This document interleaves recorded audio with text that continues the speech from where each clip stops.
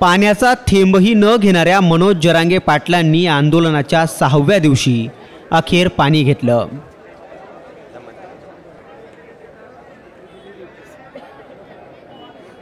वैद्यकीय मदत नाकारणाऱ्या जरांगे पाटलांनी सलाईन लावायलाही परवानगी दिली।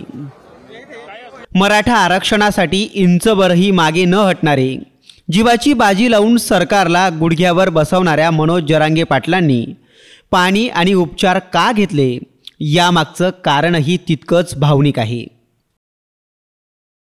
गळून पडलेला चेहरा, ताकद नसलेलं शरीर, जरांगेंचा हा चेहरा राज्यातल्या लाखो मराठा बांधवांना अस्वस्थ करणार आहे।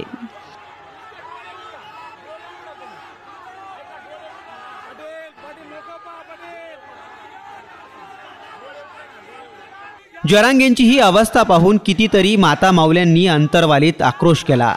जरांगेंनी पाणी आणि उपचार घ्यावं म्हणून त्यांनी विनंतीही केली। समाजाचं हे प्रेम पाहून मनोज जरांगे पाटलांनी समाज बांधवांना संदेश देत उपचार केला। लय चांगल्याच मस्त्या जिरलेल्या जनतेने, लय चांगल्याच, तुम्ही काहीच नाही। समाजाला विनंती, शांत राहा, बघू काय काय होत आहे। हे शेवटचंच उपोषण आहे, मग मी बी नाही करायचं पुढे, मी बी हिसका दाखवतो, दंडत होतो, मी बी थांबायचो। एवढं शेवटचं उपोषण करू द्या, थोडं शांत राहा, शांत राहा, बघू हे काय काय करतात, कसं करतात, 2 दिवस बघू वाट, नाही तर करू आहे मग पुढचं काय करा। समाजाच्या प्रेमापोटी जरांगेंनी 2 घोट पाणी प्यायचं कबूल केलं, पण लोकांनी सलाईन घ्यायला ही जरांगेंना गळ घातली। जवळच्या लोकांनी जरांगेंची समजूत काढली। लोकांच्या या प्रेमाला जरांगे नाकारू शकले नाहीत, म्हणून त्यांनी आंदोलनाच्या 6व्या दिवशी पाणी आणि वैद्यकीय उपचार घेतले।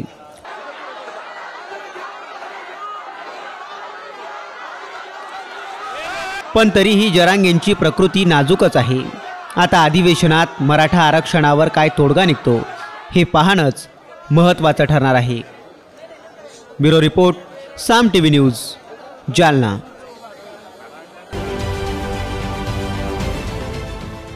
देश विदेशातील प्रत्येक घडामोडींचे लाईव्ह अपडेट मिळवण्यासाठी आता साम टीव्हीच्या सर्व सोशल मीडिया प्लॅटफॉर्मला लाईक, फॉलो आणि सबस्क्राईब करा। तसंच सर्व नोटिफिकेशनसाठी बेल आयकॉन प्रेस करायला विसरू नका।